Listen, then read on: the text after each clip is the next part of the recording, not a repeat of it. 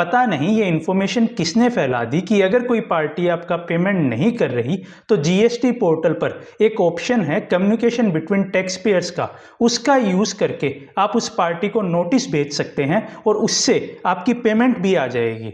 और यहां तक कहा जा रहा है कि ये आपने जीएसटी डिपार्टमेंट के थ्रू नोटिस भेजा है, ऐसा बिल्कुल भी नहीं है। कम्युनिकेशन बिटवीन टैक्स पेयर्स की उतनी ही इंपॉर्टेंस है जितना आप एक नॉर्मल ईमेल कर देंगे।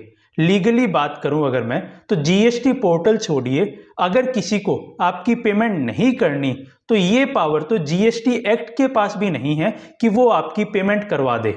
जीएसटी एक्ट की पावर इतनी ही है कि वो सप्लाई पर टैक्स लगा सकता है बस।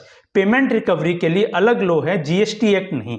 जीएसटी एक्ट के तहत मैक्सिमम ऑफिसर्स इतना ही कर सकते हैं कि किसी ने पेमेंट नहीं की तो वो उसका आईटीसी अलाउ नहीं करेंगे, लेकिन इससे आपकी पेमेंट आ जाएगी?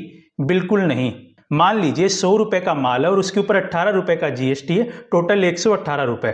अगर उसे पेमेंट नहीं करनी तो वो क्या 18 रुपए के लिए, 18 रुपए के इनपुट के लिए पूरी पेमेंट करेगा? सिंपली बोलेगा 18 रुपए का आईटीसी मेरे को नहीं चाहिए। और ये कहीं से भी जीएसटी डिपार्टमेंट के थ्रू नोटिस बिल्कुल भी नहीं है।